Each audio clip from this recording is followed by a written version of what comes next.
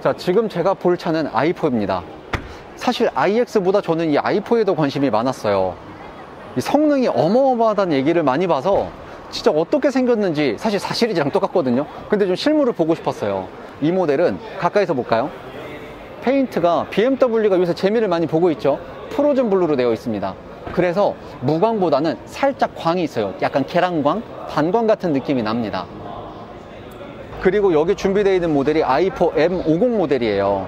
그래서 엄청난 고출력을 자랑하는 모델인데, BMW의 고출력 버전들은 여느 전기차랑 비슷하게 고출력일수록 주행거리도 늘어납니다. 전면 디자인은 여러분 잘 아시는 그 4시리즈 혹은 M4 거의 비슷하다 보시면 됩니다. 다른 점을 찾기가 더 어렵고요. 전기차이기 때문에 이렇게 엠블럼 주변에 파란 띠가 있는 건 똑같습니다. 그리고 전기차니까 당연히 여기 그릴이 없죠. 키드니 그릴 부분은 막혀 있어요. 이런 부분이 전기차의 특징이라 할 수 있죠. 근데 우리가 아까 iX3를 보면서 2열에서 그 2열 바닥 부분에 드라이브 샤프트가 지나가는 부분이 볼록 튀어나와 있었잖아요. 저는 그게 좀 궁금해요. 그래서 그걸 좀 보러 갈 겁니다. i4도 똑같아요. 여기 바닥 부분이 매트가 툭 튀어나와 있어요. 그쵸? 그러니까 이 차량도 4시리즈의 전기차 개량 버전이라고 보시면 될 것 같아요.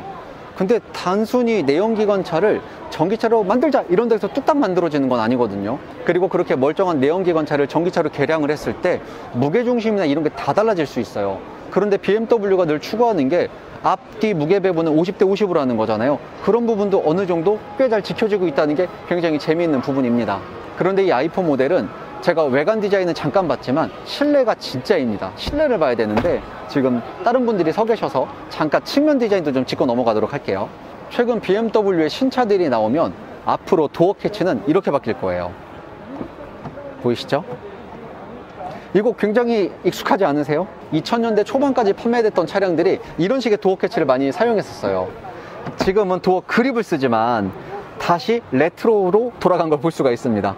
그런데 이게 어쩔 수 없는 부분이 될 거예요. 앞으로 우리가 전기차라는 걸 이야기할 때는 전기차의 디자인은 더 이상 예전처럼 우락부락한 디자인을 쓰지 않을 겁니다. 화려한 디자인도 아니고요.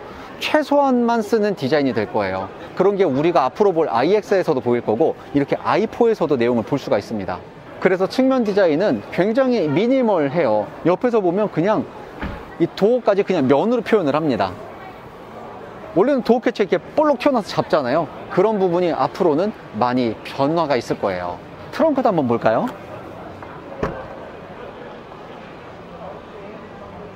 트렁크 공간입니다. 트렁크는 뭐야 이거? 하만카동 우퍼가 이쪽으로 들어와 있어요. 일반 4시리즈는 이렇게 안 돼 있어요. 이유는 보통의 이런 식의 오디오랑 관련된 부품들은 조수석 밑쪽으로 배치를 합니다. 근데 i4는 전기차이기 때문에 바닥이 전부 다 배터리로 되어 있죠. 그래서 이 오디오는 이쪽으로 빼놓은 걸 따로 볼 수가 있습니다. 고정이 생각보다 잘 돼 있어요. 궁금한데? 또 안 뜯어볼 수가 없지? 보면 또 안 뜯어볼 수가 없죠. 아, 우퍼가 이렇게 들어가 있어요. 이것 때문에 우퍼 진동이 있지 않을까? 이것도 하나 짚고 넘어가야 되겠어요.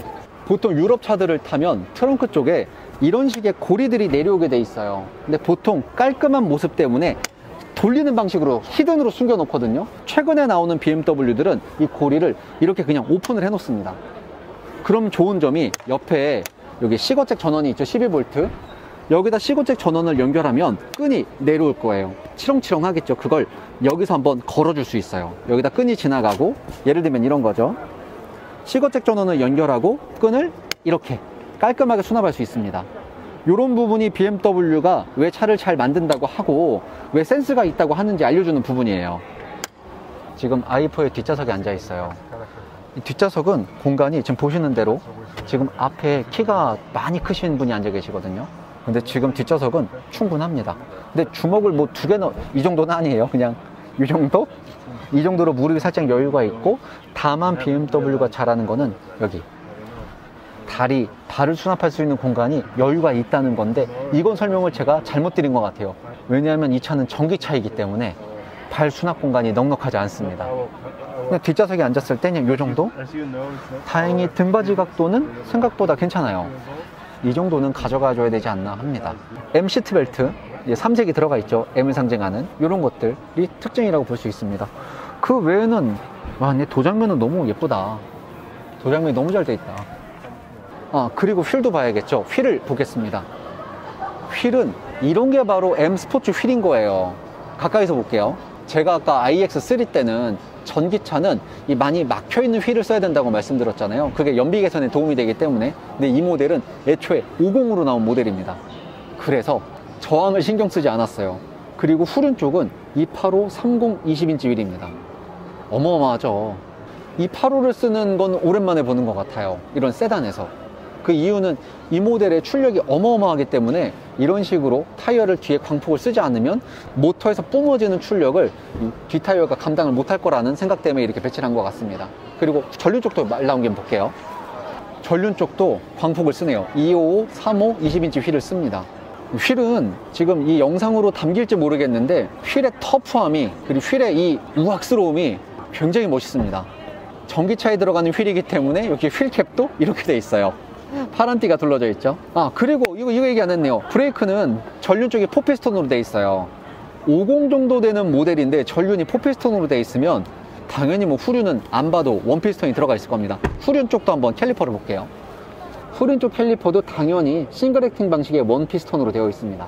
드디어 i4 모델에 실내에 탑승했습니다. 아, 되게 오래 기다렸네요.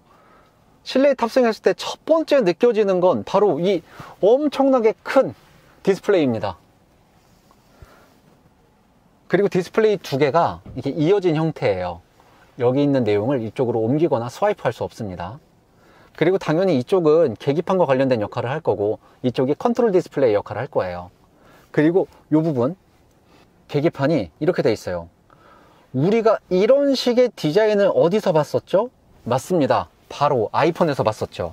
아이폰에 노치처럼 되어 있어요. 근데 이제 이 부분은 센서들이 들어가 있겠지만 주 역할이 드라이빙 어시스턴트 프로페셔널이 들어가 있기 때문에 적외선 카메라의 역할을 수행할 걸로 보입니다. 아, 근데 이것도 수동이네요. 이 4시리즈로 만든 모델이라 스티어링 휠은 수동으로 되어 있습니다. 제가 제일 궁금했던 부분이 바로 이겁니다. 여기 OS는 ID8이에요. 제가 정말 궁금했고 실물을 너무 보고 싶었는데 느껴지는 느낌은 일단 디스플레이에서 느껴지는 게 쨍함이 덜해요. 그래서 눈이 좀 편합니다. 그리고 메뉴들은 와,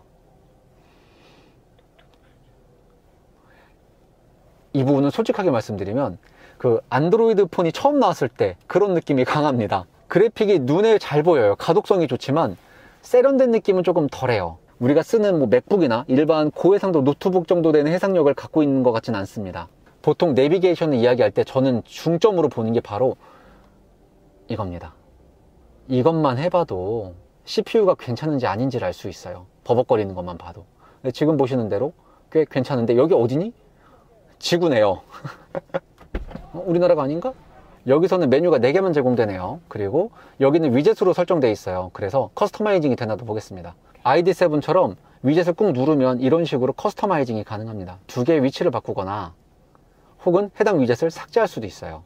혹은 추가할 수도 있습니다. 이쪽 센터 페시아가 공조 장치가 완전히 빠졌어요. 물리적인 버튼들을 최소화했습니다.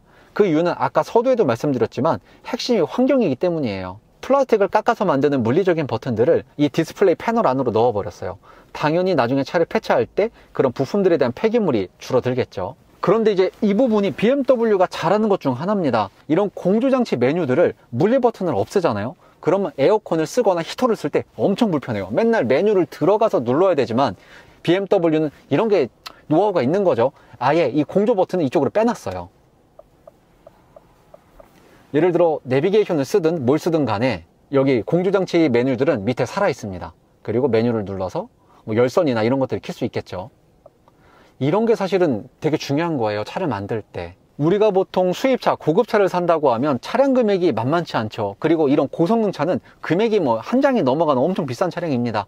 그런데 이런 부분이 운전자가 불편하게 느낀다면 그건 차를 잘 만들었다고 할 수가 없어요. 이런 부분이 되게 중요한 거거든요. 그리고 또 내장 좀 더 보면 여기 가니쉬든 트림들은 전부 다 카본으로 되어 있습니다.